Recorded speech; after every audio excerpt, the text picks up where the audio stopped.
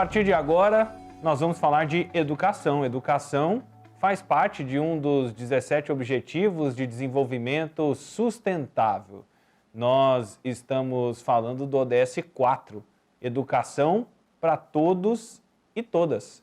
O ODS 4 faz parte da Agenda 2030 da ONU, né, e promove aí, faz os 17 objetivos e as 169 metas para transformar o mundo pelo olhar do desenvolvimento econômico, do desenvolvimento social e também da preservação do meio ambiente.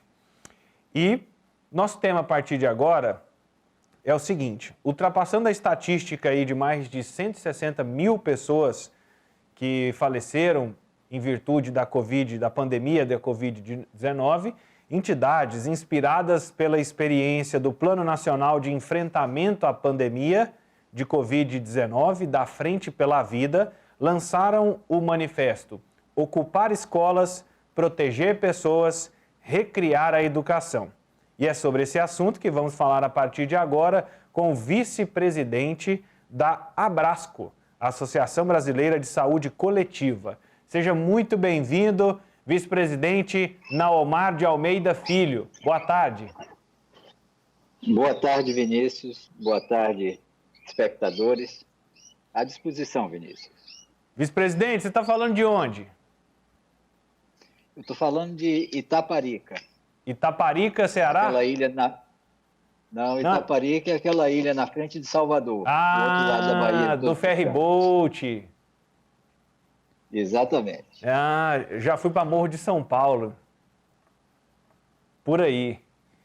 Bom, seu Naomar, quando e como vocês fizeram esse movimento para construir esse manifesto e quais são os temas mais pertinentes, mais importantes dentro desse manifesto?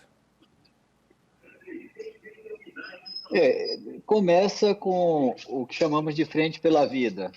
Nós verificamos que o Executivo Federal não estava exercendo seu papel de coordenação no combate à pandemia. A Abrasco é uma entidade que congrega sanitaristas, epidemiologistas, médicos, mais profissionais de saúde dessa área que chamamos saúde coletiva.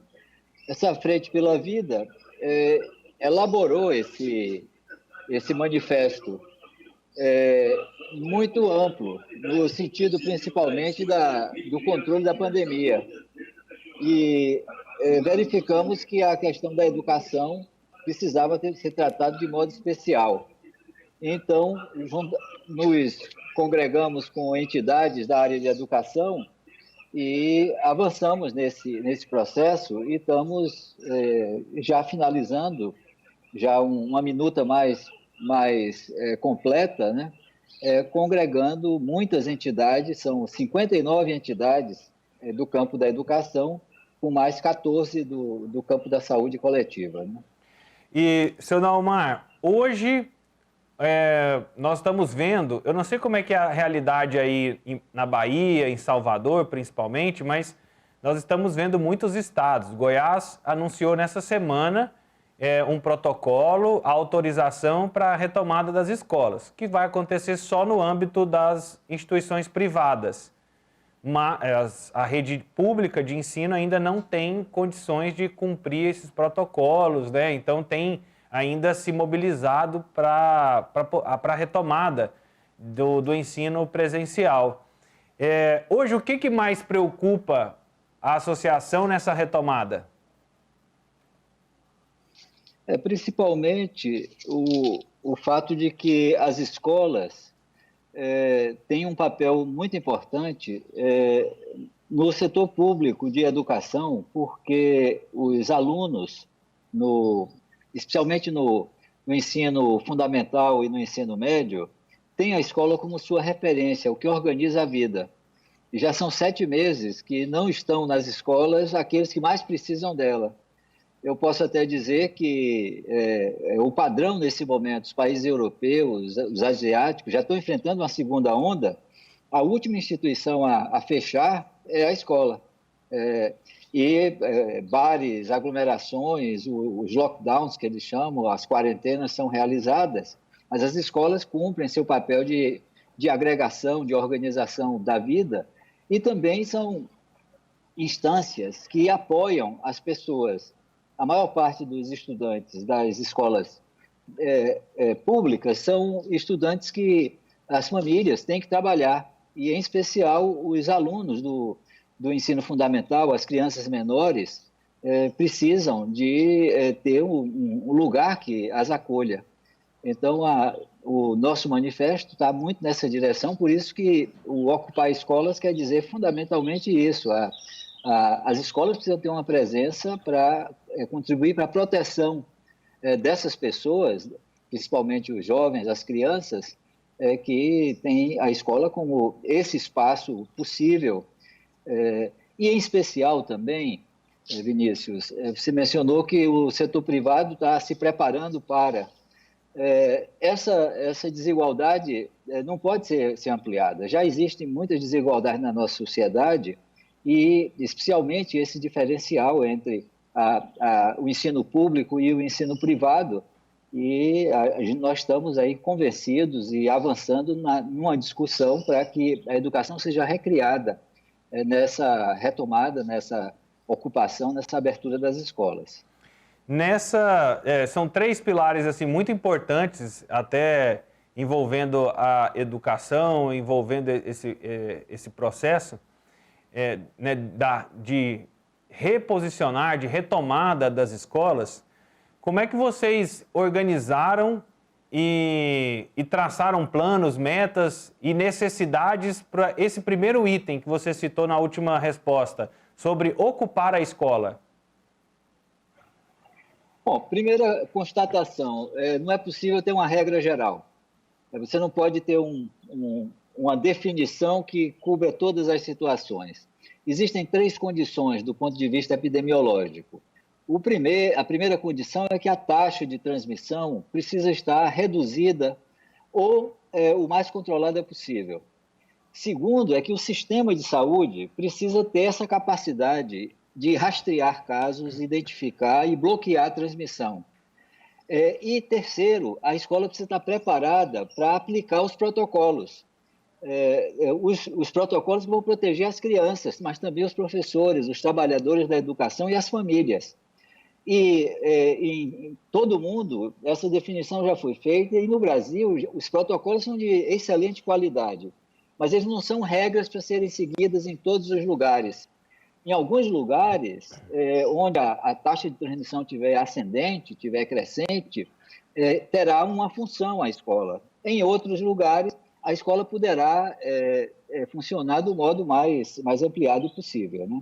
Então, esse elemento de avaliar o contexto e territorializar a decisão, e que essas decisões sejam compartilhadas com as comunidades escolares, as famílias, os professores, os trabalhadores, e, fundamentalmente, a escola ser também o lugar de proteção social, é o lugar que tem a alimentação escolar, é o lugar que tem o acolhimento, inclusive, do ponto de vista da saúde mental, que é uma questão que não está sendo muito considerada nesses processos que, de um modo assim, ampliado e padronizado, ou fecha ou abre. E as situações precisam ser avaliadas nesses casos específicos. Mas, seu Naumar, as escolas estão cientes e preparadas para essa responsabilidade?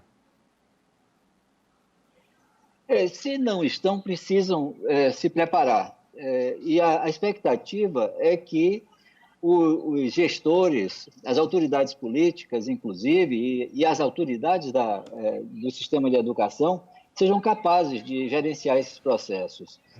Os secretários municipais e estaduais têm suas equipes, e essas equipes, muitas delas são muito bem qualificadas, e as próprias escolas, há muitos exemplos assim, virtuosos de capacidade de realização. E a gente confia que isso será possível, tá? E será necessário que seja dessa maneira. E dentro desse processo de reocupação das escolas, de proteção das pessoas pelo olhar da saúde mental, pela segurança mesmo, né, pelo suporte às famílias que precisam, né, das crianças na escola para não deixar sozinho em casa. O que vocês pensam, planejam sobre recriar a educação? Onde vocês querem chegar? É que o Brasil tem uma dívida crônica em relação à educação. Os indicadores eles não são de muita qualidade. Existem escolas que conseguem um desempenho fantástico, outras nem tanto, mas, na média, o nosso sistema educacional, em especial nas redes públicas, mas isso ocorre também no setor privado, precisa avançar. Não é possível fazer um retorno. Essa ideia de voltar a um normal antigo ou então buscar um novo normal não quer dizer voltar ou retornar aos modos antigos do processo educacional. E uma das questões que, aliás, está sendo discutida e que precisa ser enfrentada é a utilização de tecnologias. Essas tecnologias que estamos, nesse momento, utilizando para conversar. Eu estou em uma ilha nesse momento, mas com uma presença possível nesse programa que você está transmitindo aí para uma outra realidade. Essas tecnologias são muito poderosas e o que a gente precisa, de alguma maneira, tomar como responsabilidade, como compromisso, é que essas tecnologias sejam usadas de modo mais equilibrado, mais equitativo, que seja para promover mais equidade. E aí é possível, e isso já é demonstrado em muitos lugares, que o sistema escolar, por exemplo, seja capaz de garantir acesso à rede, acesso à banda, à internet e aos materiais. E esse acesso seja um acesso preparado, não seja apenas uma simples transcrição de modelos antigos para tecnologias digitais, é que seja utilizado no máximo possível essas tecnologias para avançar no nosso processo educacional.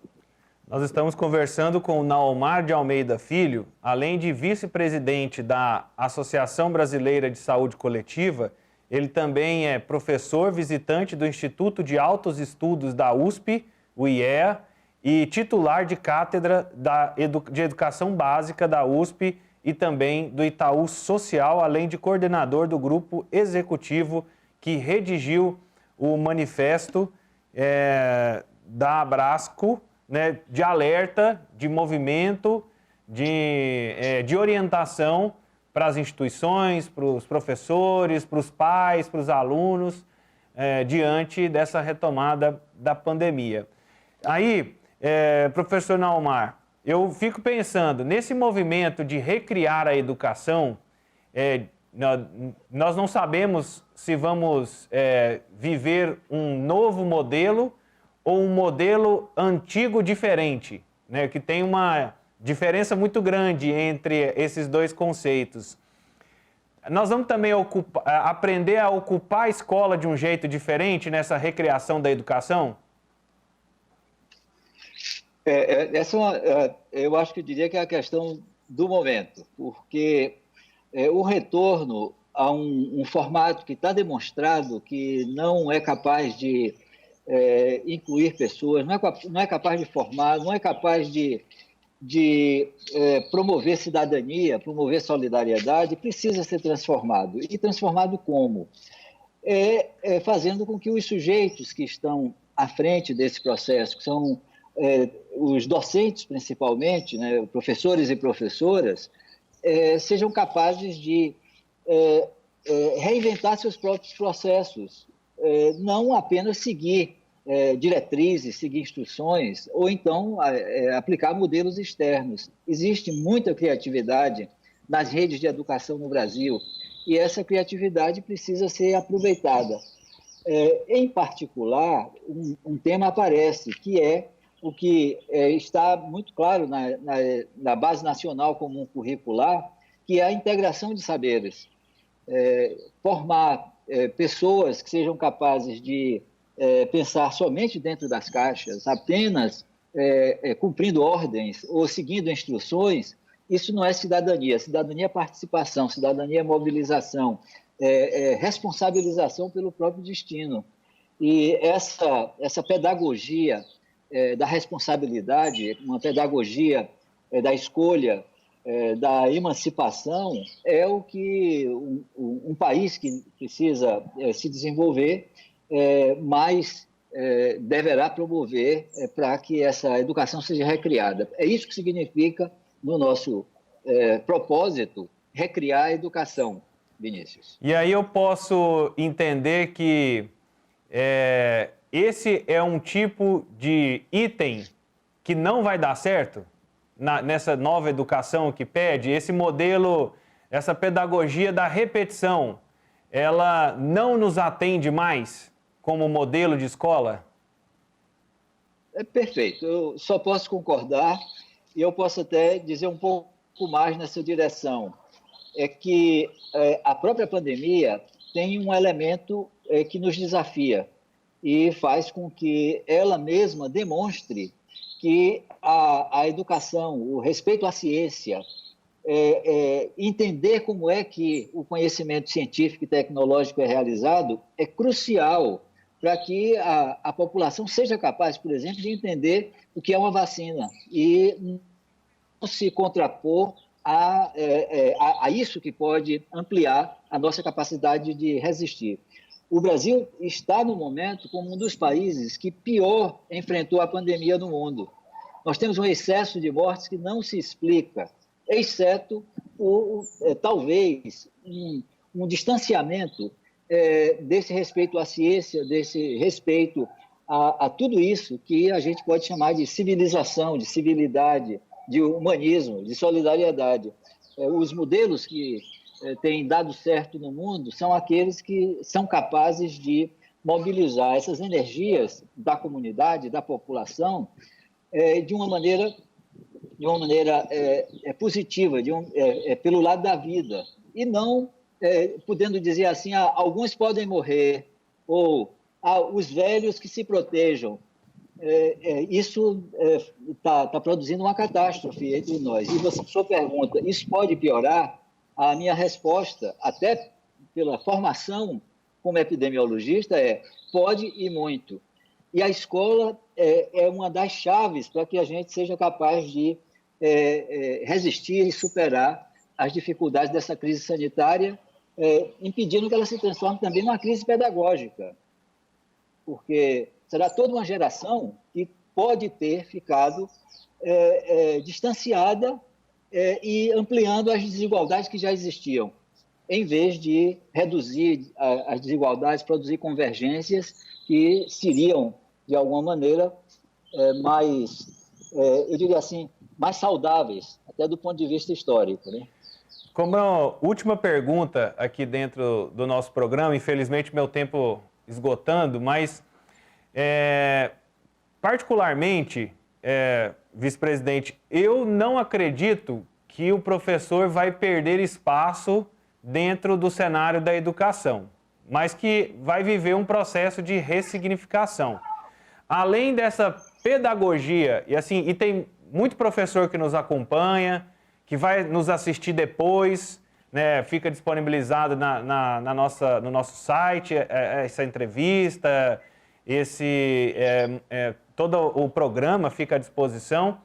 E para aquele professor que está sentindo medo, falando, nossa, vão colocar tecnologia, vão colocar plataformas, vou perder meu emprego. Eu quero fazer uma pergunta para o senhor com outro olhar, para que ele se mantenha trabalhando, atuando, conquistando resultado, além dessa pedagogia da repetição. O que não vai dar certo nesse período pós-pandemia? Para que ele possa se capacitar e orientar. Seria a pedagogia despersonalizada, a pedagogia fria, que, aliás, não é nem pedagógica, né? Apenas encaminhar um estudante para uma tecnologia, um programa, um aplicativo, isso não é pedagógico. Como também não é pedagógico simplesmente pegar fichas de aulas com 10, 15 anos e transformar em algum meio digital. Também isso não é pedagógico. E mais ainda, o que é mais eficiente, e isso indicado em décadas já de conhecimento, o que é mais eficiente no processo de formação é o contato pessoa a pessoa. Agora, esse contato pode ser mediado, como esse contato nosso aqui. Nós estamos num contato pessoa a pessoa. Eu lhe vejo nos olhos, mediado por tecnologia. E isso não pode ser um elemento de separação, um elemento de distanciamento, e sim de aproximação. E é claro que muita gente não conseguiu acompanhar essa evolução muito rápida da tecnologia. E aí cabe a todo o sistema, com paciência, com insistência e com sabedoria, incorporar todos esses sujeitos, esses agentes da educação, que são extremamente importantes, porque serão eles e elas que vão realizar esse elemento humano no processo de formação. Aí é uma pedagogia humanizada, uma pedagogia solidária, não importa na presença física e nos momentos em que a pandemia impedir, na presença virtual, mas sempre presença. Para você que é professor, fica a dica, né, seu Naumar? Com certeza. E eu agradeço, Vinícius, a oportunidade, inclusive, de disseminar muito. Eu sei que o alcance aí da emissora Sagres é muito grande, e entre os professores também, que essa proposta, ocupar, proteger, recriar, é também valorizar. Então, recriar a educação é valorizar a educação como um elemento fundamental para a cidadania. Muito obrigado, professor Naumar, ele que é vice-presidente da Associação Brasileira de Saúde Coletiva, Naumar de Almeida Filho, falando com a gente direto da ilha de Itaparica, em Salvador. Letícia até abriu os olhos aqui, ela falou assim, opa, estava aí agora há pouco, estava aqui no litoral, no Nordeste, acompanhando e tudo. Então, muito obrigado, viu, seu Naumar? A gente acompanhando, então, nosso tema, né, nessa reta final aqui, falando sobre educação, desse manifesto, dessa tríade, né, desse tripé, desses 3 pilares desse manifesto, né, desse processo de organização e estruturação da educação nesse momento pós-pandemia, nesse movimento que está todo mundo tentando entender o que será, que conceito, que formato, que estrutura, modelos, papel do professor, papel da família, tá tudo sendo discutido e ninguém vai ficar fora do debate.